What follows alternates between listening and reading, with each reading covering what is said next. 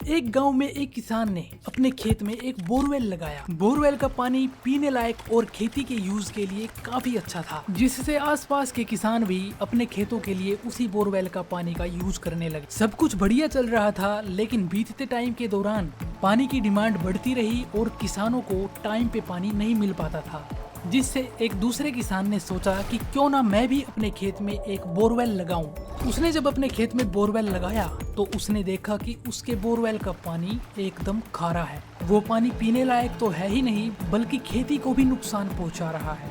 हालांकि ये बोरवेल पहले वाले बोरवेल से ज्यादा दूर नहीं था। ये सब देखकर एक तीसरे किसान ने सोचा कि शायद इसने अपना बोरवेल ठीक ढंग से नहीं लगाया, क्यों ना मैं अपने खेत में एक बोरवेल लगाऊं। और उसने जब अपने खेत में बोरवेल लगाया तो उसका पानी भी खारा निकला। इसी तरह एक एक करके कई किसानों ने अपने अपने खेतों में बोरवेल लगाने का ट्राई किया।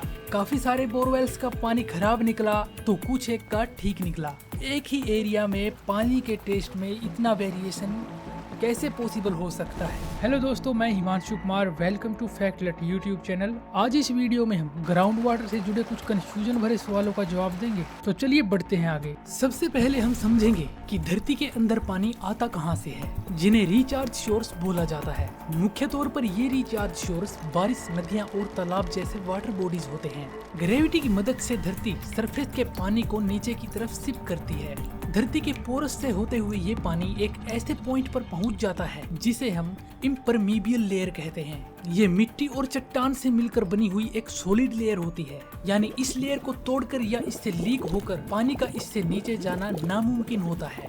नतीजा पानी और नीचे नहीं जा पाता और यहाँ से पानी धरती के अंदर इकट्ठा होना शुरू हो जाता है। कह सकते हैं कि ये नेचुरली बनी हुई लेयर्स पानी के लिए स्टोरेज टैंक का काम करती है। इन्हीं स्टोरेज टैंक्स को एक्वीफर कहा जाता है। इसी पानी को हम डिस्चार्ज शोर्स की मदद से बाहर निकालते हैं। अब समझते हैं कि अलग अलग जगह पर पानी का फ्लेवर बदल कैसे जाता है। उससे पहले हमें समझना होगा कि धरती के नीचे स्टोरेज टैंक यानी कि एक्वीफर्स का स्ट्रक्चर कैसा होता है। एक्वीफर किसी बर्तन की तरह एकदम खोखले नहीं होते। पानी से ज्यादा तो यहाँ पर मिट्टी और छोटी बड़ी चट्टानें होती हैं। इन्हीं चट्टानों के बीच में रह गए खाली स्पेस के अंदर ये पानी आकर जमा हो जाता है और इन चट्टानों में मौजूद सल्फर व मिनरल के साथ रिएक्शन करके पानी का फ्लेवर चेंज हो जाता है। अगर किसी जगह पर पानी पीने लायक है, फ्रेश है, तो वहाँ के एक्वीफर्स में सोडियम, सल्फर और भी कई सारे मिनरल्स जो पानी का टेस्ट चेंज करने में जिम्मेवार होते हैं, वहाँ उनकी मात्रा ना के बराबर है। स्टडी की भाषा में इसे जियोलॉजी और हाइड्रोलॉजी कहते हैं। यही कारण है कि अलग अलग जगह पर वहाँ की जियोलॉजी और हाइड्रोलॉजी के हिसाब से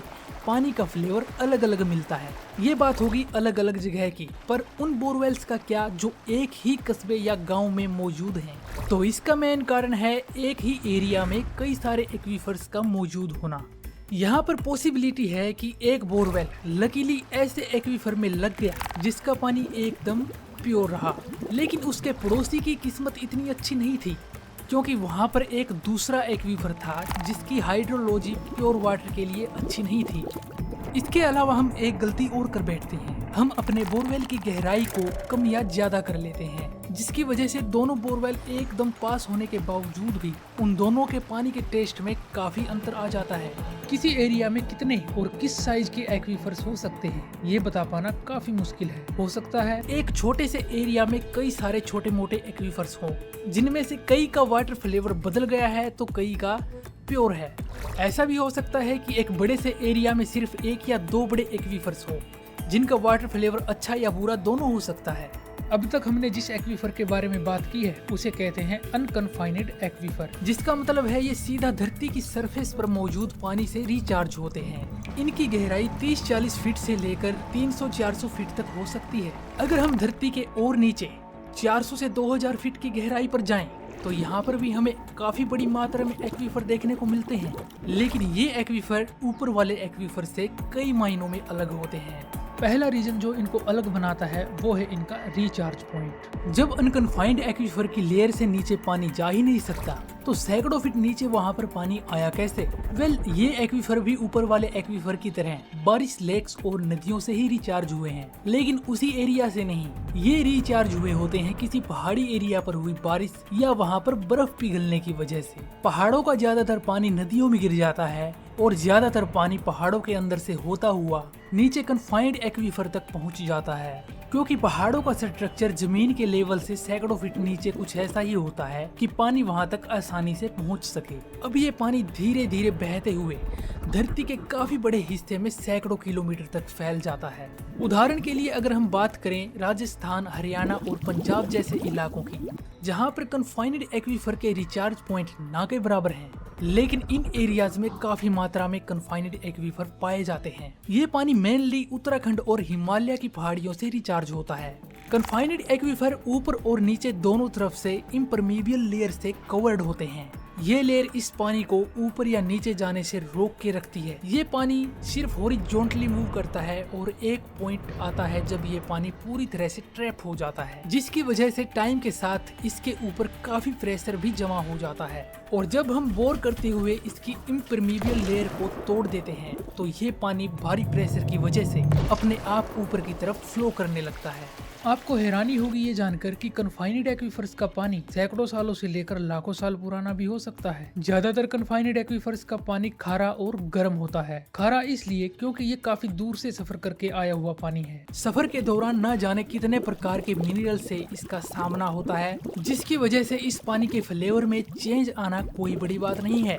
गर्म इसलिए क्योंकि ये एक्वीफर्स धरती के गर्म कोर के ज्यादा नजदीक होते हैं, जिसकी वजह से इनमें काफी गर्मी स्टोर हो जाती है। अब हम जानेंगे कि किसी एक्वीफर में आखिर कितना पानी स्टोर हो सकता है। अगर किसी एरिया में बारिश ज्यादा होती है तो हो सकता है वहाँ के एक्वीफर काफी ऊपर तक भरे रहें। ऐसे एरिया में पानी कुछ 5-7 फीट की गहराई पर भी निकलना शुरू हो जाता है। अगर बारिश ठीक ठाक ही होती है फिर भी वहाँ पर पानी का लेवल काफी ऊपर है तो इसका मतलब हो सकता है कि वहाँ पर एक्वीफर ज्यादा गहराई पर ना हो, जिसकी वजह से वो कम बारिश में भी जल्दी भर जाते हैं। ऐसे एरिया में ग्राउंड वाटर ज्यादातर खारा ही होता है, क्योंकि धरती के सरफेस के ज्यादा पास होने की वजह से ये पानी पोल्यूशन के कांटेक्ट में भी ज्यादा रहता है। अगर आप बोरवेल लगाने की सोच रहे हैं लेकिन कंफ्यूज है कि कहां पर बोरवेल लगाया जाए कि पैसा खराब ना हो, तो पैसा इन्वेस्ट करने से पहले आप जियोलॉजी और हाइड्रोलॉजी एंड मिनरल एक्सपर्ट से उस एरिया का सर्वे करवा सकते हैं, जिससे आपका काफी पैसा खराब होने से बच सकता है। आई होप आपको ग्राउंड वाटर से जुड़े सारे सवालों के जवाब मिल गए होंगे। अगर कोई भी कंफ्यूजन रह गया है तो feel free to ask in comment section. आज का वीडियो यहीं तक था, मिलते हैं नेक्स्ट वीडियो में। नमस्कार।